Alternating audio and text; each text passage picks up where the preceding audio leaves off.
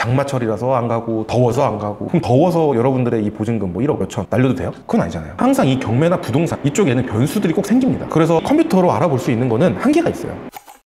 안녕하세요, 건물주님. 안녕하세요. 지금 장마철인데 이렇게 비 많이 오는 날에도 임장 가야 되나요? 안 가셔도 돼요.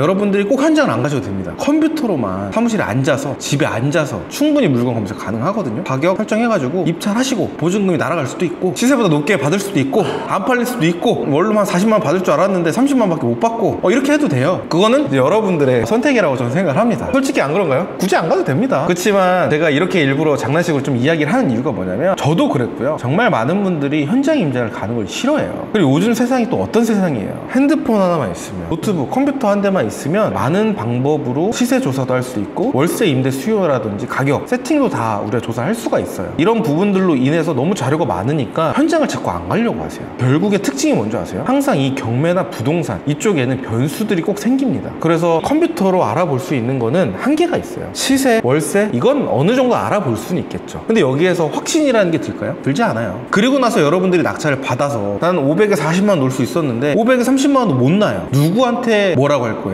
내가 책임지는 거예요. 난 책임질 거야, 상관없어 라고 하면은 안 가셔도 상관없지만, 그러실 분은 없을 거라고 생각하기 때문에 현장 임장은 비가 오든 덥든 춥든 무조건 가야 되는 거죠. 건물주님도 추울 때, 비 올 때, 뭐 더울 때 임장 가는 거 싫어하세요? 네. 누가 좋아해요? 저도 사람이에요. 오늘도 지금 비가 오고 있는데 나가고 싶지가 않아요. 사실 저도 그렇고요. 더울 때도 너무 힘들어요. 저도 가고 싶진 않지만 습관이 돼야 되는 거고, 포장을 잘해서 습관인 거죠. 제가 힘들게 모은 돈을 날리고 싶지 않아요. 그런 마음 때문에 가는 거지, 장마철이라서 안 가고 더워서 안 가고, 그럼 더워서 여러분들의 이 보증금 뭐 1억 몇천 날려도 돼요? 그건 아니잖아요. 그냥 생각에 좀 차이가 있다라고 보면 될 것 같아요. 제가 어디서 들었는데 비 온다고, 혹은 너무 덥다고, 너무 춥다고 입찰하러도 안 가시는 분들이 많더라고요. 아, 그럼요. 특히나 이제 우리가 또 비 오는 날, 눈 오는 날 차 엄청 막히죠. 또 법원을 가는데도 아침이라면 그렇게 또 피곤해요. 보통 아침에 일어나서 주소를 찍고 티맵을 한번 찍어봅니다. 얼마나 걸리는구나.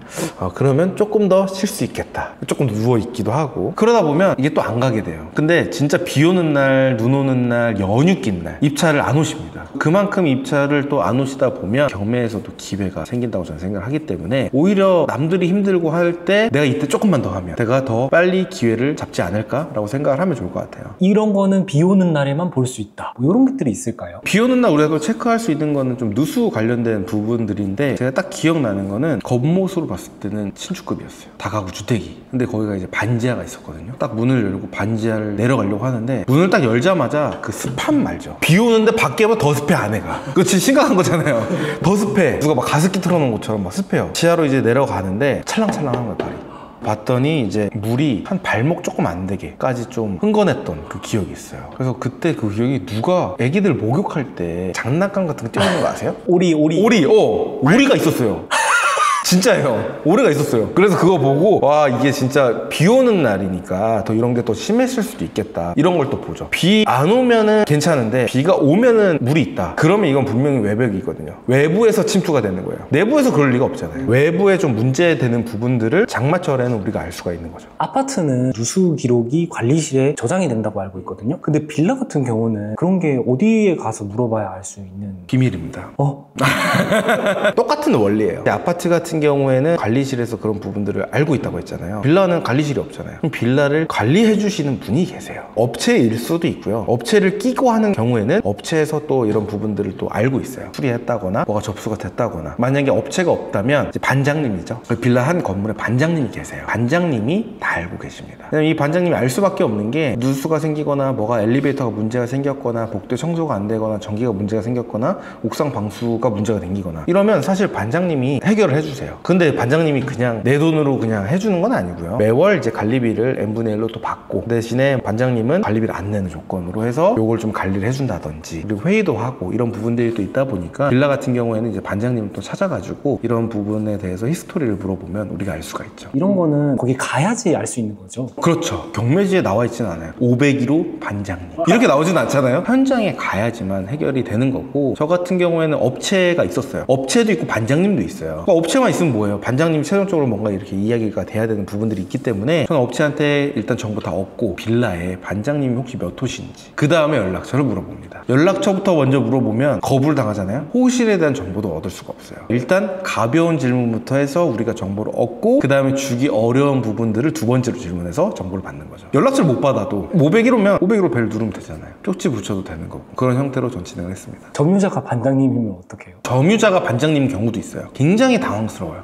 갑자기 딱 하니까 떠오르는데 201호 사셨던 분이었어요. 경매가 나와가지고 다른 주변에 탐문을 했는데 201호가 반장님이라는 거예요. 그래서 어쩔 수 없이 201호 반장님을 탐문을 해서 이야기를 나눴죠. 그런 부분들은 사실 어쩔 수는 없어요. 근데 그거 말고도 201호가 반장님이시다. 해당 호실이 경매 나왔어. 301호랑 302호분한테 좀 물어봐서 이야기를 좀 나눠요. 그렇게 이제 반장님이 있거나 하면 단톡방이 있어요. 그 단톡방에서 관리비 얼마입니다. 이번에 복도 청소비 얼마 나왔어요. 공용전기료 얼마 나왔어요. n분의 1 얼마입니다. 이거를 같이 이야기 나누고 어디가 누수가 있어요. 뭐가 문제가 있어요. 라는 다 카톡이 있기 때문에 혹시 카톡에서 그런 대화를 보신 적이 있는지 이런 것들을 또 물어보면 또 우리가 반장님을 통하지 않더라도 알 수 있는 방법들도 있죠. 근데 일단 저도 그때 되게 당황했습니다. 반장님이라고 해서 경매가 안 나오진 않잖아요. 그래서 이걸 어떡하지? 여기서 또 많은 분들이 또 좀 두려워할 수 있겠구나 라고 해서 오히려 더 또 탐문을 해가지고 알아낸 정보들로 제가 입찰을 또 했었죠. 결국에는 현장에 가지 않으면 얻을 수 없는 정보들이 너무나 많아요. 전 항상 강의할 때도 말씀을 드리는데 시세조사, 월세 임대 수요, 그리고 월세 가격 요거는 우리가 1차적으로 손품을 팔 수는 있어요. 이걸 가지고 수익 세팅을 먼저 해봅니다. 그리고 나서 수익 괜찮아 그러면 그때 현장 임장을 가는 거예요. 근데 만약에 이때 당시에도 수익률이 별로야 그럼 현장 갔을 때도 웬만하면 다 별로일 가능성이 높거든요. 1차적으로는 손품을 팔고 현장 가서 이게 맞는지 안 맞는지를 확인하는 단계다 라고 보시면 될 것 같습니다. 사실 마지막으로 좀 드리고 싶은 말씀은 뭐냐면 얼마 전에 또 릴스를 보다가 연예인들 김연아 씨 이렇게 나왔는데 힘들 때 어떻게 했냐 어떻게 성공했냐 그냥 해라. 김연아 씨가 그냥 훈련하고 있는데 훈련하는데 무슨 생각하세요? 그랬더니 김연아 씨가 웃으면서 무슨 생각을 해 그냥 하는 거지. 그걸 보면서 느꼈던 게 뭐냐면 그냥 하면 돼요. 이래서 안 돼 저래서 안 돼 이래서 못 가 이래서 안 돼 이거는 다 핑계인 것 같아요. 그냥 하세요. 그냥 하면 됩니다. 기간을 한 3, 4개월 정도 잡고 한번 해보세요. 저는 무조건 된다고 생각하거든요. 모든 건 다 핑계입니다. 여러분들이 정말 하고 싶다면 그냥 가세요.